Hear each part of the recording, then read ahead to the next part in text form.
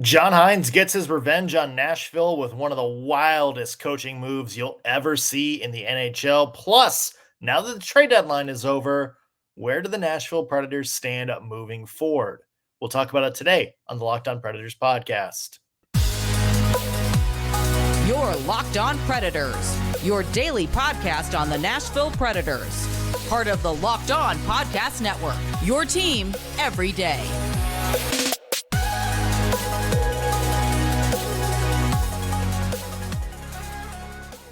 Thank you for making the Locked On Predators podcast your first listen of the day every single day. We are your free daily Nashville Predators podcast, part of the Locked On Podcast Network, your team every day. As always, we want to start out by giving a special shout out to our loyal Locked On Pred heads out there, the everydayers who tune into every single show. We love you guys and we appreciate the support you give us week in and week out. I'm Nick Morgan. I'm a writer at Penalty Box Radio. Normally have a partner in crime, Ann Kimmel, but she is off this week. On today's show, a lot to get through. It is a absolutely wild weekend for the Nashville Predators, no pun intended, because they played the Minnesota Wild. You have two games, a eventful win in Columbus, in which the score wound up being probably a lot closer than it should have been if you look at the stats on paper.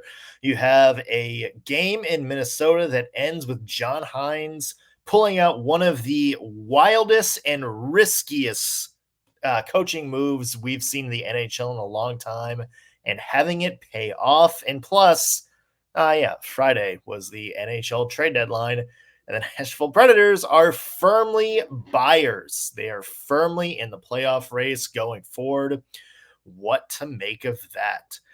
All that coming up on today's show. First, though, do want to let you know this episode is brought to you by Sleeper. Download the Sleeper app and use promo code LOCKEDONNHL to get up to a $100 match on your first deposit. Terms and conditions apply. See Sleeper's terms of use for details. All right. Nashville Predators taking on the Minnesota Wild Sunday night in Minnesota, or Sunday afternoon, I should say. A little matinee game there for you. This was an absolutely crazy game. Not only do we have some animosity right off the bat with a couple of fights, you have players really trying to get Kirill Kaprizov to drop the gloves from the Alexander Carrier hit a very long time ago earlier in the season. The Predators apparently have very long memories. This was one of those games in which you watch and you really sort of get the feeling that these two teams hate each other.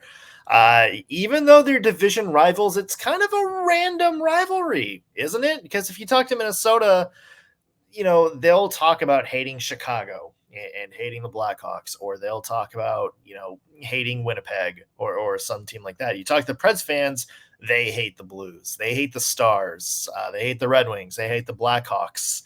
But every once in a while, it just seems like there's sort of a rivalry on the cusp, rivalry adjacent. In this case, two division rivals who play each other a lot. And it just seems like the past few times that they've played, the animosity has really been there. And I think it was Robbie Stanley who tweeted, he's like, look, I've talked to some of the players in the locker room. I'm not going to mention names, but they hate the Minnesota Wild. And you can tell the Wild not too fond of the Nashville Predators either. So this was a fun game, a physical game, and boy, did it end in the wildest way possible. No pun intended. So let's go through it. Minnesota Wild get on the board first, 3 minutes in. Jonas Brodin scores. Mark Jankowski with a great snapshot. A good play by Kiefer Sherwood to set that up. Ties the game at 1. Predators take the lead in the second period. Luke Evangelista, that boy is really, really hot right now. Gets his 14th goal. He's on a little bit of a scoring streak right now. Puts the Preds up 2-1. And then the star of the first period, for better or for worse for Nashville, Kirill Kaprizov gets his 31st goal of the season on the power play right at the end of the second period. Tied going into the third period, Ryan Hartman puts the Minnesota Wild up 3-2. Predators pushing at the end. Ryan O'Reilly on the power play ties it with just about 2 minutes left in the game. Assists by Roman Josi and Philip Forsberg. Josi 2 assists away from 50 on the year. And then we get to overtime. And one thing that you do not see often, the Minnesota Wild opting to pull the goalie, our old friend John Hynes, rolling the dice, putting Marc-Andre Fleury on the bench with just about 2 minutes left in the overtime period. Decided to go 4-on-3 with the extra attacker. It paid off. Matt Boldy scored in overtime to give the Wild a 4-3 win. We didn't know this until afterwards, but apparently, according to Michael Russo, a really good beat writer who covers the Minnesota Wild, apparently if the Predators had scored, if the Predators win that game with the net empty, they get 2 points and Minnesota gets 0. So that appears to be the rule, like a hidden rule, where apparently if you pull the goalie in overtime on the 3-on-3 and you lose, you don't get the loser point. That's how much Minnesota needed 2 points to stay in the playoff race. So John Hynes absolutely going for broke, sees a little bit of opportunity there, and Matt Boldy scores, pays off the trust from John Hynes. It is a 4-3 win for the Minnesota Wild. One word to describe the game, pardon my French, ballsy. Yeah, it was a ballsy decision by John Hynes there, because imagine if that had backfired. Imagine if the Predators get an odd man rush, go the other way, and just put the puck in the empty net. Minnesota's even further away from where they are at in the playoffs right now. I think they are, let me just pull up the latest standings here for you. They are now 6 points back of the Vegas Golden Knights for the second wild card spot, which that is a wild sentence in on its own. And if the Wild had lost that game, they're 2 points further back. They're still tied with Seattle. They're kind of further away from the playoffs. So imagine if that had backfired. That's how much John Hynes trusted his team. He thought that they had an advantage in overtime. Anyway, they had maybe a little bit more skill up front. And he just decided, hey, you know what? I'm going to roll the dice here and take a shot. And he did. And it paid off. And it was a ballsy move. Imagine if John Hynes, the coach of the Nashville Predators, did that in Nashville and it backfired. Can you imagine if that had not paid off for John Hynes leading the Nashville Predators? The man would be carried away on a giant pyre of some sort, like some sort of sacrificial booth. Kudos to John Hynes, because that was a fantastic coaching decision. One of those things that, you screw up, you become a GOAT in the NHL. You get it right, boy, you get some serious balls and you get some serious kudos around the league. So kudos to John Hynes. Hate that it happened against the Nashville Predators, but it was an eventful game, to say for sure. Predators, of course, had another game over the weekend. Columbus Blue Jackets, they won that 2-1. So even though the Predators lost today in overtime, they still have points in 12 consecutive games now. And as we mentioned at the deadline, they made a big push at the deadline to bring some new pieces in. So the Nashville Predators appear to be firmly going for it at this point. Is that the right move? Do we think Barry Trotz made the right made the right player moves at the trade deadline? And do we think the Nashville Predators have a chance to get to the playoffs? These are all topics we'll cover today on the Locked On Predators podcast.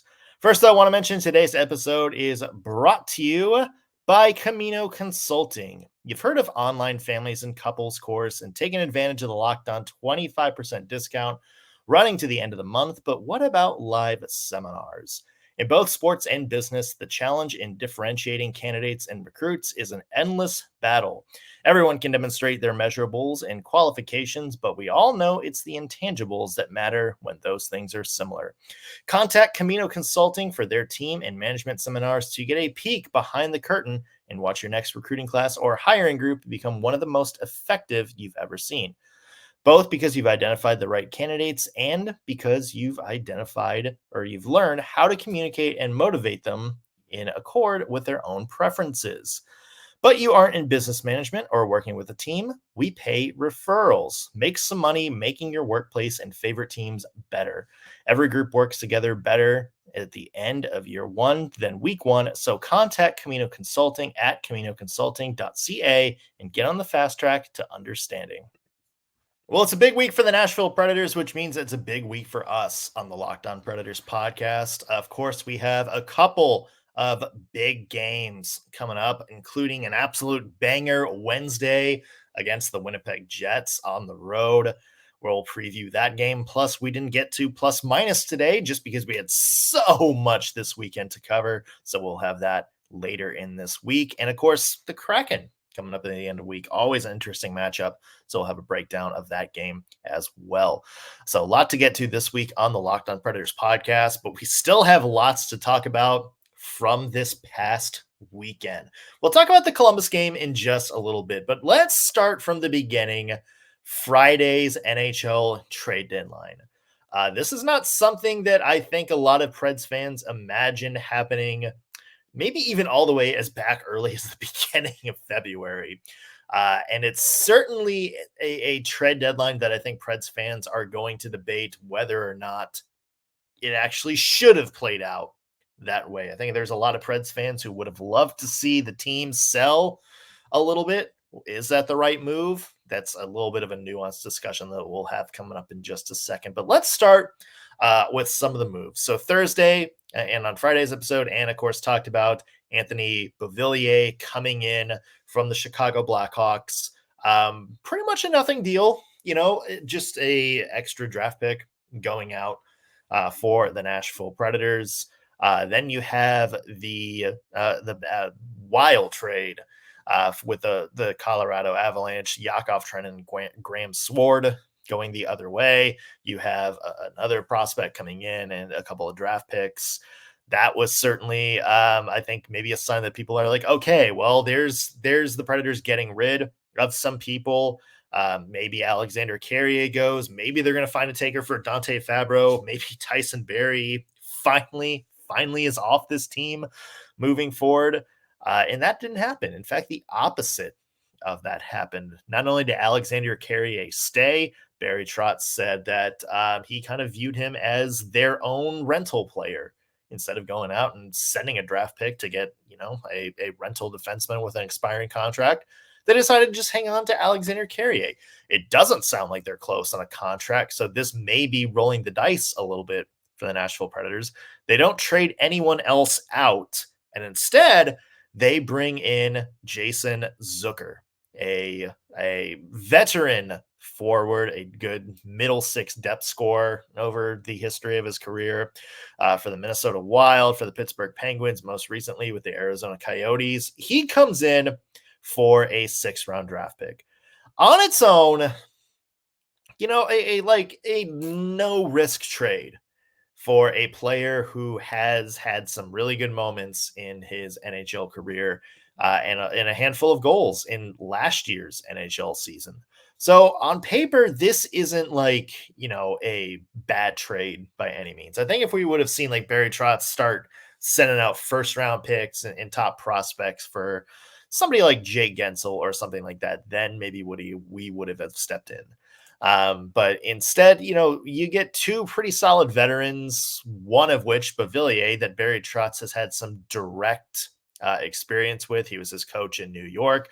Beavillier's best years were under Trotz when he was the Islanders head coach.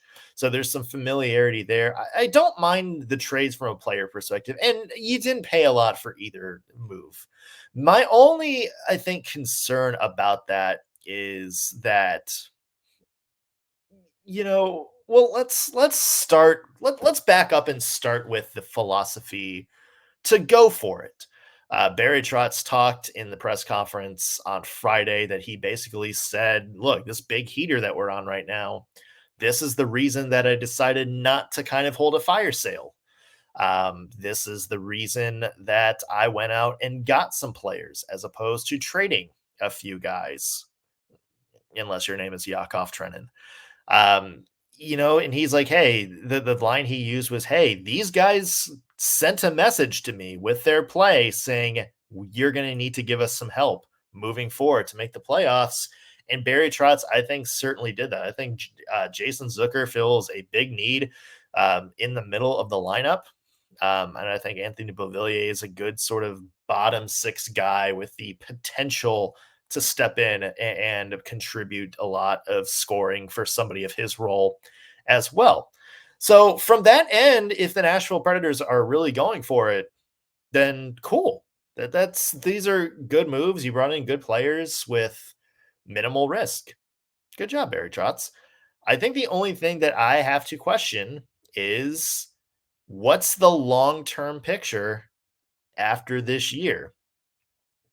Is this, and it's less about, players like Beavillier and Jason Zucker. It's more of this was the season where you're really supposed to kind of see what you have in some of the players that are already in your organization. Phil Tomasino, we know that, we know how the frustration around him getting sent to Milwaukee kind of played out this year. Not the end of his career by any means, and it's not the end of the world for his development, but it's one of those things where, you look on paper and, Jason Zucker only has 5 more points in about 10, 12 more games than Phil Tomasino did this year.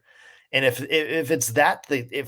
that's sort of the case, if that's the battle, it seems like the priority of your franchise moving forward would be trying to find creative ways to get players like Tomasino into the fold. And no, like Jason Zucker is a much more polished player. He is better at Tomasino than some of the areas, but I think it's, we know why Tomasino went to the minors. It's because, we still need him to do some little things well, and we kind of need him to work on his 2-game game, and we need to do this and we need to do that. And but it's also kind of on the responsibility of the coach to kind of realize what his shortcomings are, allow him to continue to work with it, but still use your strategy as a means to fit him in a way where he can use his strengths and can grow and can get some opportunities to show that he's built off maybe some of the weaknesses that he wants to work on in a way that kind of helps you overwrite or hide maybe some of his shortcomings. That was the reason when everybody talks about, Phil Tomasino and Michael McCarron together and that being a dynamic duo, it's because Michael McCarron offsets a lot of the things that Phil Tomasino is not good at. And likewise, Phil Tomasino does a lot of stuff to make Michael McCarron look really good when they're on the ice together. That's my only thing is, did you maybe pass up on an opportunity to be creative and get some younger players in bigger roles down the playoff stretch as opposed to getting in, a couple of rentals? And I know that Tommy Novak is going to be helped by a player like Jason Zucker, Anthony Beavillier. We know that Luke Evangelista is going to be helped by a player like Anthony Beavillier or Jason Zucker. But it just seems like my concern is that maybe this was short-sighted, especially I think the decision not to trade Alexander Carrier, because I really do think that you could have held a team hostage for a first-round pick at this point. And maybe that's going to be a big sort of issue moving forward for the Nashville Predators. If you lose Alexander Carrier, or maybe you get bounced out in the first round of the playoffs, and it's like, okay, was it really worth keeping Alexander Carrier for that? I would have loved to see the Preds be, maybe a little bit more forward thinking. Yeah, bring in somebody like Jason Zucker, bring in somebody like Anthony Beavillier, but also don't let that hold you back from maybe getting something from players who you're a long shot to keep. And I think that's my only concern. And I think because of that, we may not be able to accurately judge this trade deadline until the offseason comes along. It's an interesting discussion to be had for sure. Meanwhile, hey, the Predators have won 9 of their last 12, and they have points in 12 straight games. So the Nashville Predators are looking pretty good. They're in the first wild card spot of the playoffs. Now that they have all of these new players under their belt, now that they're clearly going for it, can they get to the postseason? And can they be a dangerous team once they get there? We're going to talk about that coming up in just a few minutes on the Locked On Predators podcast. First, though, I want to mention today's episode is brought to you by Sleeper. We are in the stretch run of the NHL season. The trade deadline is usually the sign that we are now kind of reaching the climax of the season. Regardless of what happens with the Preds moving forward, you could still win big by playing daily fantasy hockey with Sleeper, the official daily fantasy app of the Locked On NHL Network. Sleeper is our number one choice for daily fantasy sports, especially daily fantasy hockey, because with Sleeper, you can win 100 times your cash in daily fantasy hockey contest. All you have to do is pick whether studs like Philip Forsberg, Ryan O'Reilly, Nathan McKinnon, Sidney Crosby, Connor McDavid, and more will record more or less than their sleeper projections for things like goals, assists, saves, plus minus, and more in a given game. For instance, hey, Philip Forsberg, is he going to score more or less than 0.5 goals? Will Roman Josi have more or less than 2.5 shots on goal? If you can nail 8 of those player bets, you win 100 times your bet on Sleeper. You heard me, Preds fans. You can win 100 times your money playing daily fantasy hockey with Sleeper. So start paying attention and start nailing your picks so you can start winning big. Use promo code LOCKEDONNHL and you'll get up to a $100 match on your first deposit. Terms and conditions apply. Again, that's code LOCKEDONNHL. See Sleeper's terms of use for details and locational availability.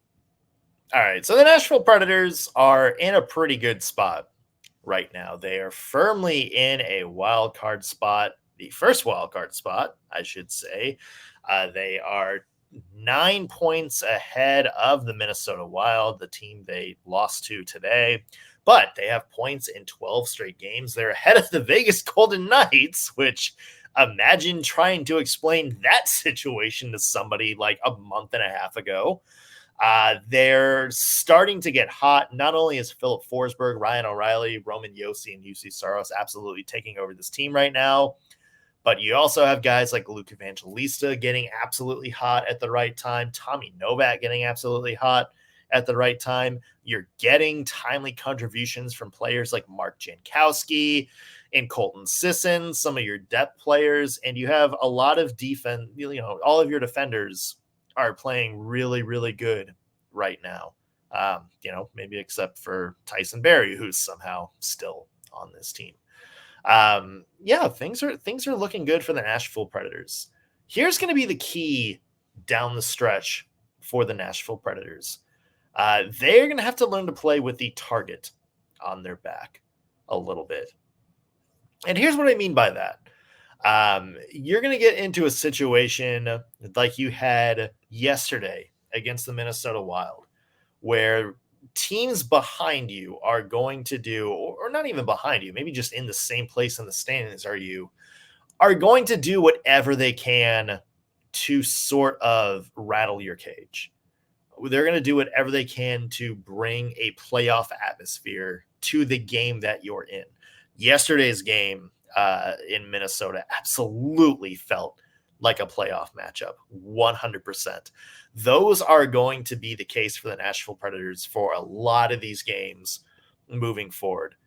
You mentioned they have the Winnipeg Jets on Wednesday. Winnipeg right now is right in the thick of the Central Division race. In terms of points positions, they're the number one team in the Central, 4 points behind the Dallas Stars, but 3 games in hand. You have somebody in Connor Hellebuck who, is looking like an MVP candidate this year. After that, you have the Seattle Kraken. The Seattle Kraken are right there in the playoff race. They're, the second out of the wild card team.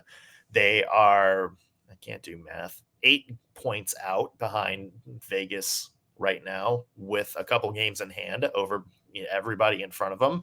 So they're going to be, treating every game like a playoff game moving forward.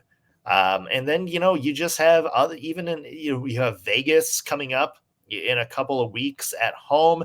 You have the Detroit Red Wings next weekend, a team that they're fighting for their playoff lives in the East right now. You have Colorado coming up on the schedule. They're fighting for the Central Division. So these aren't going to be gimme games moving forward. You're going to be in a lot of games that actually mean something. And when that's the case, that's when you can really tell a lot about your team. It's not necessarily how, obviously, like, you can define your team by how you play in the playoffs. That's perfectly clear. Like, teams that step up, play their best hockey in the postseason and all that. But the really good teams are the teams that play their best hockey right now, that start to sort of build momentum into the postseason. And that, I think, is going to be key for the Nashville Predators. Your playoffs don't start in the middle of April. Your playoffs start now.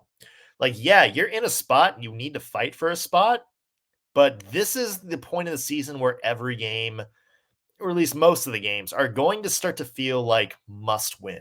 This is when, you're going to have the result of your game, and then you're going to go in the locker room, look on Twitter, and see how the Golden Knights did, or the Minnesota Wild did, or the Calgary Flames did, these kind of teams. And for the Nashville Predators, it's, this is a young team with a lot of young players on it who have never really been in a playoff chase before, except for the weird sort of fluke one last year. But they never really had a playoff chase where it's like, okay, we're kind of building you up to go make a playoff run at this point. Last year was just kind of a fluke. This year, the moves that they made are, a clear sign of like, okay, we're making these trades now. We're bringing in some veteran help. Now it's on you to actually go out and sort of, take command of this and actually make the postseason. So this is going to be interesting experience, especially for guys like Luke Evangelista. He got really hot at the end of last year, and he's starting to get hot right now. Is this where he sort of takes the lessons he's learned from the entire first half of the season, puts them together, and goes out and plays his best hockey of the year? Because if he does, I think that is a very good sign of where the Nashville Predators mindset is right now. Same for Tommy Novak. Same for, Cody Glass, who's been in and out of the lineup. Is he going to start turning things around and be a big contributor when he's called on? And as a team, as an overall team, and this is true for the young players, this is true for the veterans, can you keep that focus that you've played with for the past 12 games and apply it to playing good hockey down the stretch, meaningful games down the stretch? That's going to be absolutely key, absolutely clear. So I think this is going to be a very interesting couple of months for the Nashville Predators. Possibly franchise changing. Like, this season may determine the direction that Barry Trotz takes his team in the offseason. Maybe there's some people that show him on this team that, look, we're part of a core that can win. You keep us around, we'll get you to the Stanley Cup final. We'll take you to be one of the top teams. Or if, they, fall down the stretch, lose some important games to teams that they're fighting with, they don't win the playoff games before the playoff games, then I think Barry Trotz may look at this team and go, okay, we're still not quite there yet. What else do we have to do? So, we heard Barry Trotz say the last 12 games after the whole U2 debacle kind of changed his mind on what he wanted to do for the trade deadline this year. I think the next month's worth of games are going to sway Barry Trotz's mind on what he wants to do this summer and the direction he takes this team moving forward. Lot to talk about in terms of the future of the Nashville Predators like that. Of course, as mentioned, a lot coming up on this week's shows. We got some plus minus coming up. We'll preview the games, maybe look ahead to the future of guys like UC Saros and Alexander Carrier, guys who were on the block but ultimately not moved. We'll talk about that later this week. You can also find me at penaltyboxradio.com or on social media at _NS Morgan. Be sure to read my partner in crime, her work at Penalty Box Radio as well, or follow her at @AnK_Mama on Ice. That's going to do it for us on today's Locked On Predators podcast. Thank you for making us your first listen of the day. Back tomorrow with an all-new episode. We'll see you then.